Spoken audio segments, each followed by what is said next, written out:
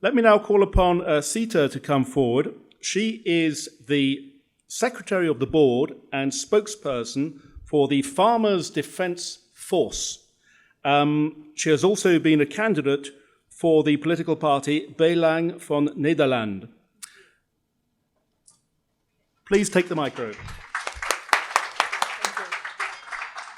Yes, thank you, and thank you very much for giving me the opportunity to tell you something about what happened in the Netherlands, but also what caused it. So, what are we facing today?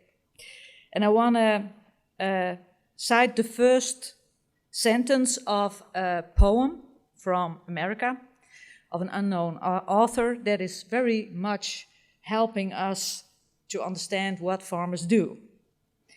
And on the 8th day, God looked down on his planned paradise and said, I need a caretaker.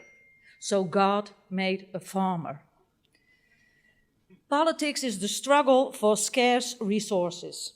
Politics is the struggle between groups and ideologies. Politics is about the question, who gets what, when, and how. The caretaker and the politician, they worked together for years, for decades. After the Second World War, they made sure that the Western world had food enough and had prosperity enough. And because there were so many farmers who did their work so good, it was not necessary to have all the people provide for their own food. Today we have, and Rob already said it, we have a new agenda. An agenda in the EU that is built on the Sustainable Development Goals as presented by the United Nations. End hunger is the second one, and end poverty is the first Sustainable Development Goal. But how did we get this agenda in the EU? When in 2019, Ursula von der Leyen was introduced as the new president of the European Union, she was not elected through the democratic ways. She was elected through nepotism.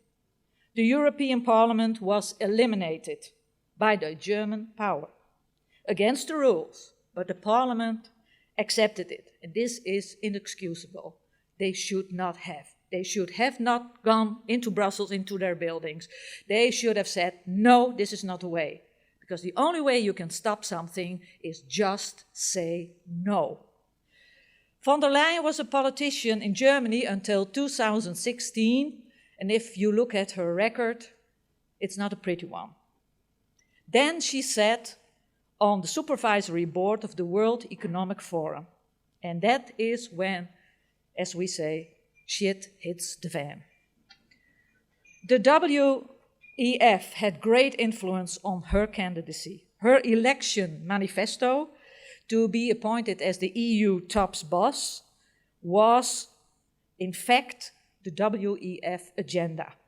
More specifically, the EU WEF Green Deal program, an agenda that was not composed through the democratic ways or parliamentary decision-making in the EU. What is the Green Deal, the farm to fork and the biodiversity about? It's countering climate change. Europe must reduce CO2 emissions by 55% from 1990 to 2030. And by 2050, we will be the first climate-neutral continent. The European Union should then no longer contribute to global warming. Well, sounds like a fairy tale, and it most likely is. How are we going to do that for the farmers? Well, reduction of mineral fertilizer use by 20%, reduction of pesticide use by 50%, reduction of the nitrogen balance surplus by 50%, share of high diversity landscape features of at least 10%, share of organic farming of at least 25%, countering climate change. Impact reports, coming also from the USDA, because that was the first one that I found and read with 3 scenarios, showed that none of those goals will be achieved through the Green Deal, in contrary. But our EU Commissioner, Frans Timmermans, who was appointed to get the Green Deal out, kept a report saying this exactly the same, commissioned by himself, hidden in his drawers in Brussels for 9 months before critical journalists get a hold of it. The Green Deal is based on hocus pocus. And with the introduction of that undemocratically formulated program, the hunt for farmers in the Netherlands and in Europe began. And the German and Irish farmers followed the Dutch ones very quickly. The consequences of the Green Deal in various reports made on it is a fall in agriculture production in the EU from 10 to 50%.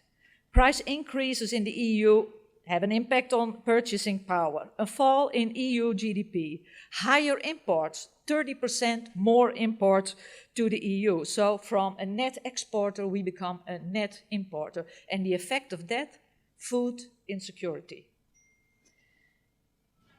The decline in production and trade, combined with the expected price increase for food commodities, will significantly reduce the EU's gross national product, representing 76% of the decline in global GDP.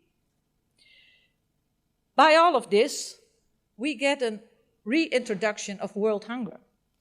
By 2030, the number of people experiencing food insecurity will increase by a further 22 million. Than projected without the Green Deal.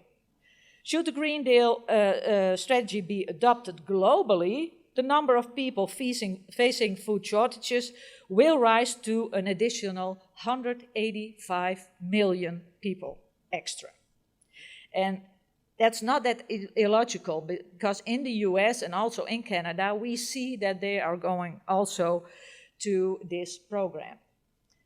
Is it not necessary to produce food? Can we have less food production in the EU?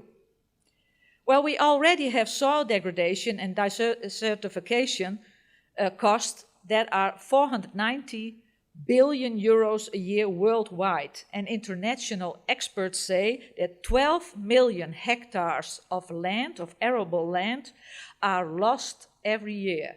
So we have a growing population. And we have arable land that is becoming less and less. And still in the EU, they want to extensify food production.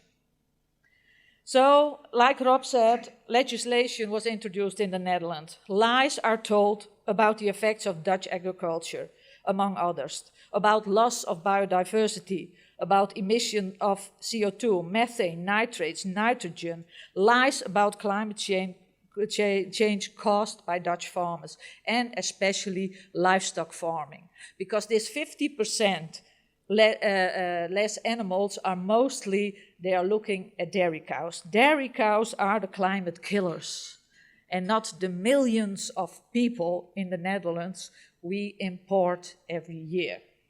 So we get people who also have their extensive consumption pattern. They all want a car, they all want a house, they all want to fly, and it's okay. But you cannot say that the Dutch farmers can improve nature, because that's also such a widespread thing. We want to restore nature. What is nature? And what do you want to restore? From which period of time? In the Netherlands, legislators go back to 1750 as a year. They want to restore the Netherlands back to 1750. And I don't know if you know the Netherlands a little bit, but then we were mostly under sea level in 1750. So I say, that's good, just get rid of the dikes and then see who likes it. In the Netherlands, as the only country in the EU, the Green Deal has been rolled out and imposed via nitrogen legislation. And it had to do with the parliaments Rutte 3 and Rutte 4, the cabinets. Now we have also scientists who looked at this. Is nitrogen coming from animals really the problem? And they discovered no. There is now an isotope method developed internationally in China, but it's international with international scientists, that say only 16% of the nitrogen in Europe has to do with farming, and the rest comes from our own society. So you can get rid of all the animals and all the farmers, and you will get very hungry. So obesity will be also an end, so there is always a plus. But we will not like it. And what we will lose will never come again. Today already we see that a lot of young farmers are depressed and they will not go farming. The policy imposed on farmers have this last years done devastating things in people's brains. The death number, the suicide number under farmers is extremely high. Every 12th day in the Netherlands, a farmer takes his own life. And those are the figures that take your breath away. This policy is not made for people, it's made against people. The Dutch agriculture is in the top 5 worldwide of most sustainable food system, which means that every reduction in livestock in the Netherlands will lead to less sustainable farming in other parts of the world. We have the lowest carbon footprint, and that goes also unmentioned in the media. And to conclude, I come back to that poem. Somebody to seed, weed, feed, breed, and rake, and disk, and plow, and plant, and tie the fleece, and strain the milk, and replenish the cell feeder, and finish a hard week's work with a 5-mile drive to church.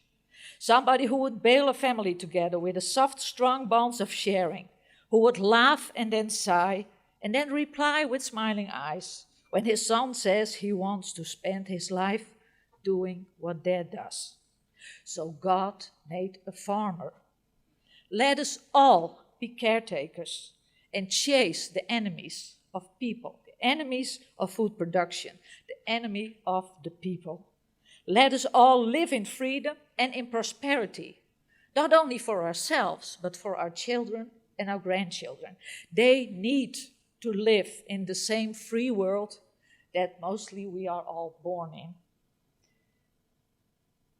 Thank you very much for your attention, and I hope that this initiative will really bind us together worldwide and make sure that we get that prosperity for our children. Thank you very much.